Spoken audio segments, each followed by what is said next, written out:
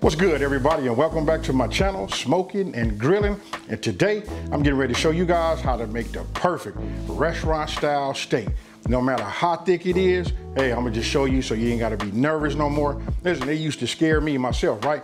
But I use a couple little tools to just like take the mystery out of the whole thing, you know? So look, it's super simple. I'm gonna show you two different types of the cut of the meat. Listen, we're gonna do a filet mignon, and then we're gonna do a prime. Listen, that's a prime ribeye. You know, nice, personal. It's gonna be nice and intimate. So listen, if you guys are looking to do something, you know, for this upcoming holiday, for Valentine's Day, and you wanna keep it under your own roof, not get out there into that crowd with that hustle and bustle, get ready to show you how to make it happen, folks. So let's get right into it.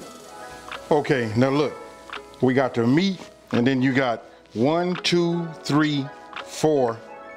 Listen, that's nothing but 5 things that's gonna make this happen. I want you guys to look. I'm gonna take my finger, I'm not even gonna do no measurement, so you guys can just see just how thick that meat is, right? Even with this one right here. I'll pick it up right now and just show you. You know what I mean? Let's let it focus. You know what I mean? You can see. So listen, this can be a little bit intimidating, right? And then here, this is the filet mignon.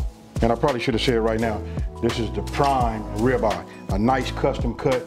Listen, look at that right there. Look at the marbling. That's what you guys want to use. I mean, you want to have. Look, the more marbling you get, the more flavor, because you know that fat equals flavor, right? So we got that there. Now, over here, I'm gonna have kosher salt. This is my my pepper grinder right here. And then we got extra virgin olive oil, and we got butter. That's it. Now the rest of these are just more so like tools. What I'm gonna do is I'm gonna wash my hands, I'm gonna put my gloves on, and then we're gonna go over these tools, and then I'm gonna show you, I'm gonna be doing it in my cast iron skillet. Now, before I put these gloves on, let me just show you this. I'm gonna be using my meat stick. Listen, this right here has taken the guesswork out of everything.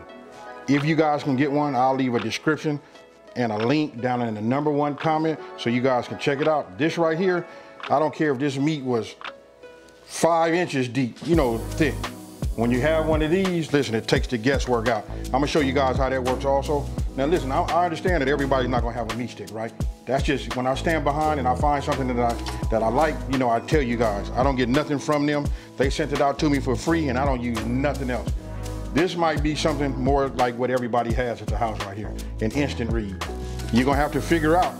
So having one of these is gonna have to help you, because you need to put this in the center, because you want to achieve whatever type of, like say you want medium well, you know what, if you're trying to get 135 degrees, how are you gonna know? By just, right? So you're gonna have to get yourself something like this. These are inexpensive, you know what I mean? Like I say, I'll put both of these links in the description box below, but I have never ever had an issue, 100% success rate using one of these meat sticks.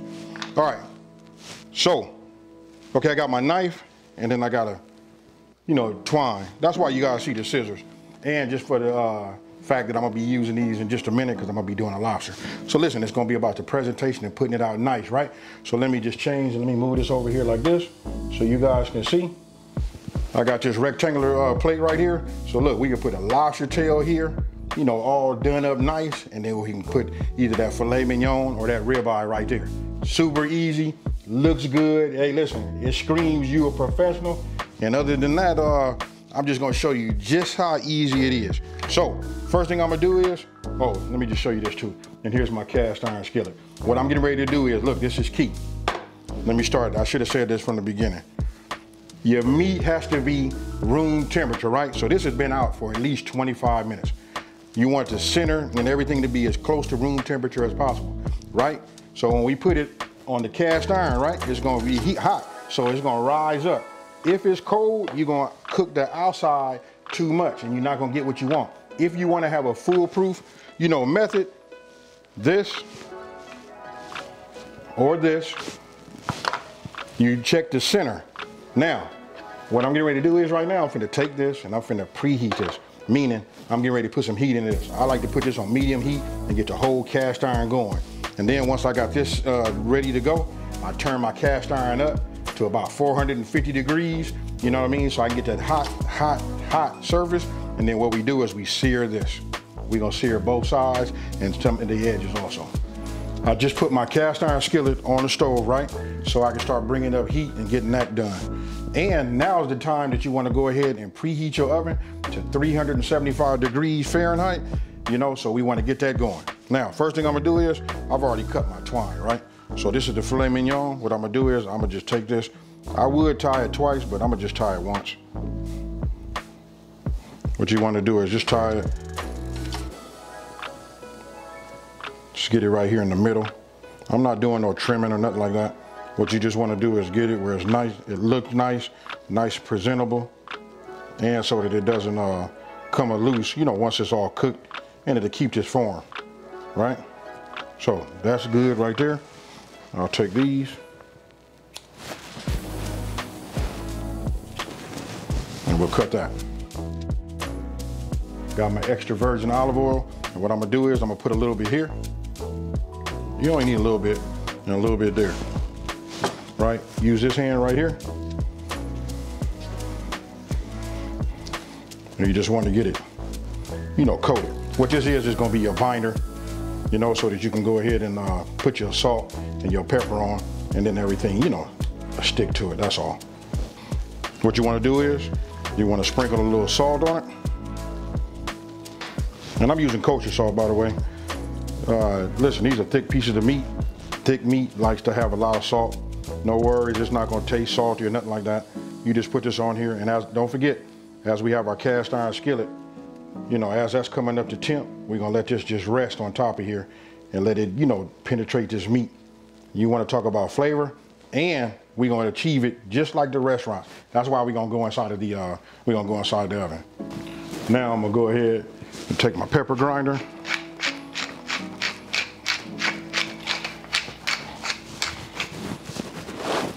And what we're gonna do is, we're gonna let that just sit like that.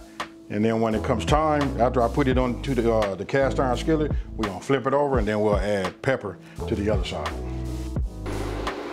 Now, what I did was, I brought my cast iron skillet over here to my induction top. I got it set at 450 degrees. Listen, this is how I know when it's ready. You can see right now, see that smoke? That's what you wanna see. You want it to be hot, because our objective is to take our meat, when we put it on here, we want it to sear. All we're gonna do is sear it on both sides. Once we get that crust and everything is nice, then we're gonna insert our meat stick in each one of these, and then we're gonna put it in the oven. How do we know when it's ready? I'm gonna just show you a trick. Now, I'm gonna take this, right? And we're just gonna put it down right here. Make sure it's flat. Then we're gonna do the same with the filet mignon. Now, I'm not gonna add any olive oil into it until after I flip it. Once I get ready to flip it, then I'll do that so that it can brown the other side also. But right now, I don't use it. We're just gonna leave it like it is, and we're just gonna get that nice crust. Now, the trick is, when you go to move these, right? When you go to move it, it's gonna feel like it's stuck. If it does, that means it's not ready. But once it's fully seared, it moves really easy. So once I touch it and move it a little bit, it'll just, you know, slide. So that's what we're waiting on. That usually takes, at about 450 degrees, that's gonna take about 2 minutes. Now, it's been 2 minutes. What I'm gonna do is, look, so you guys can see. We'll start with the filet mignon, look. You see it didn't have any resistance, so it's ready to be flipped. Yeah, there we go. So now I'm gonna just take it like this. We're just gonna do that. And we're gonna do the same thing on this side. Little olive oil. And then I'm gonna add about 1.5 tablespoons of butter. So what you wanna do is also you wanna get yourself a spoon, right? Just take a little bit. I put a little bit on the top just to keep it nice and moist. But we going in the oven, that's why I'm doing this. I know you guys seen people, they put thyme, rosemary, whatever they would like on here also. But I'm just showing you the basics right here, and I like the taste of this filet mignon. So if you guys didn't know, this filet mignon is for me. Now, after it's been seared, you know, for 2 minutes on each side, what you want to do is you want to render down the fat on the edges, right? So you just want to do all 4 edges just by turning it just the way I show you. Then I'm going to take my meat stick, And look, I'm gonna do it like this so you guys can see. You don't wanna mess up and break our tie, right? So we're just gonna put it in this way. I kinda like twist it. And we don't wanna come out the other way. We just wanna come all the way to as far as we can get it. We're gonna do the same thing for the ribeye. And we just leave it like that. Now, what we do is we'll take it. There it is, we're gonna put it in the oven. Remember, we had 375. I got my and look, you can see it right here. You see the difference in the top one right here? This first one right here, that's the filet mignon, and this one right here, that's the ribeye, which is a smaller piece of meat. So look, I'm looking for 125. Once I get to, let's go to 128. When we get to 128, we're gonna take whatever one it is out first, and then we're gonna let it rest. Because we're gonna look for the ultimate temperature is 135. Now, let me see if it'll get it to focus. You can see the difference in temperature, right? The thicker piece right here, look, it's only at 106. The ribeye, which was not as thick, right, is at 126 right now. It's gonna give me an early warning at 128. Then I'm getting ready to go ahead and start pulling it out, and it's gonna rise. We're looking for 135 because I'm looking for medium rare. And then we'll leave the filet mignon in the inside, and we'll let that go till it reaches the temperature of 128. What I'll do is now, let's go ahead and put this Insta-Read in here. We'll go to the center, the thick part, 136. That's not bad. That's after resting about 4 or 5 minutes. You know, so we wanted to get 137. It is 137.1. Hey, that's perfect. Now we'll just take this out. We'll continue to let it rest, and then we're gonna cut it.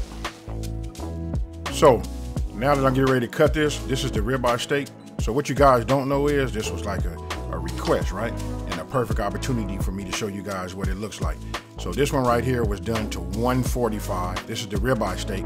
And as you can see, when you cut on the outer edge, it's more so like a medium well, right? But if you see when we get towards the center, look at those pieces right there, that's a medium. And they don't like to eat their meat, you know, when it's, you know, red like that medium rare. So this was a perfect opportunity again for me to show you. And look at the juice right there. You know what? Just do not overcook your steaks, you guys. Now, when we move over here to this filet mignon, this right here is medium rare. Listen, this is a nice cut of beef right here. I can just tell you, listen, hands down, you guys got to try it. And I want you guys to let me know down in the comment section below, you know, have you had your meat this way? Will you try it? And how do you like your meat, you know, overall? And you see that glass of wine right there? Don't forget, it's Valentine's Day. It's coming. So let's go ahead and get it, y'all. So tell me what you guys think about this one here. You know what? It's super easy. And if you guys got the right tools, it takes the guesswork and trying to figure out, is my meat quite the way I would like it to be? Now, I just want to say this. Listen, I like my meat, and listen, I like it to have a little red. I know a lot of people don't, right? So what you can do is, I said it earlier, what you can do is, you can just go ahead and heat up that cast iron skillet, and then just each individual slice, just lay them down flat, and then, you know, cook them to the way you like them. But I would just say this, if you have never ever had your meat made medium rare, at least give it a try. I know it's a lot of mental, a lot of people say they can't eat it that way, but since I've had mine like that, I can't go back to just straight brown meat. Hey, but with that being said, listen, if you're new to my channel, let me take this time to say, hey, thank you for watching this video. Don't forget to subscribe and like this video and tell everybody out there, there's a channel out here that's simplifying these recipes and taking the mystery out of cooking. And you know how I'm about to get out of here for all you guys that's been here with me. Peace.